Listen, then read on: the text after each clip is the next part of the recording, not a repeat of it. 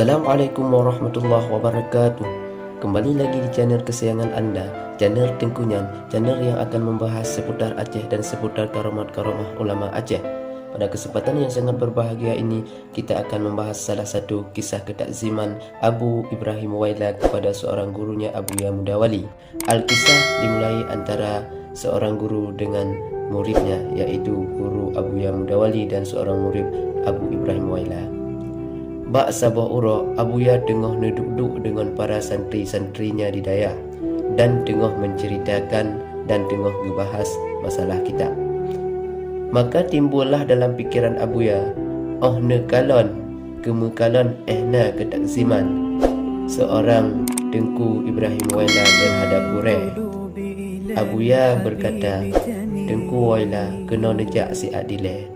Abu Ibrahim Waila geseon nyempat lon Abuya berkata ba Abu Ibrahim Waila, ne budoh drojino Tengku Waila nejak buot badai rayanya sigo.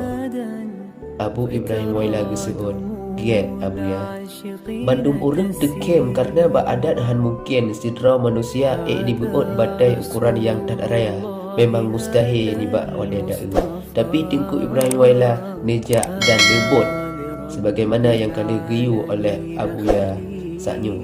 Abuya berkata, pakon nekem urang dra ban Bandung. Salah sidra santri lam kawan ramai geseot kiban han takem Abuya nekalon kop bangai ji. Kadi depe nyan badai han di buot tapi dikaracit buot. Maka ji hanjit siapa mengitab tanjir. Dalam keadaan bengeh Abuya ni jauh. Nyo ke nyo yang jit ke urang. Nyo urang ji hana putimang pe yang don yu hana dibantah. Adab ji dan takzim ji terhadap Gure sangat jerohrat. Ban Bandung santri saatnya teim atau terdiam.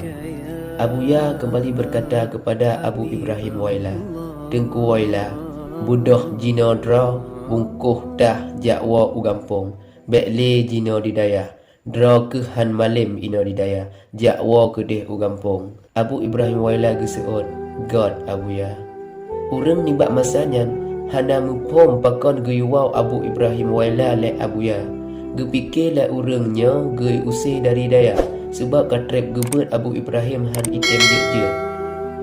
Padahal yang sebagaimana gedanya depa maksud Abuya geyu wagap nyan han malim tapi jit ke sidra waliullah, sidra urang yang le berkat dan karamah. Dari ceritanya jit tacak ke bahan renungan mak gedanya ban Bandung bukan ilmu yang besar yang harus gedanya banggakan tapi adab yang lebih utama. Sebagaimana kata-katanya yang pernah dikatakan oleh Syekh Abdul Qadir Al-Jalani, aku lebih menghargai orang yang beradab daripada yang berilmu. Pakon, kalau hanya berilmu, iblis pun lebih tinggi ilmunya daripada manusia.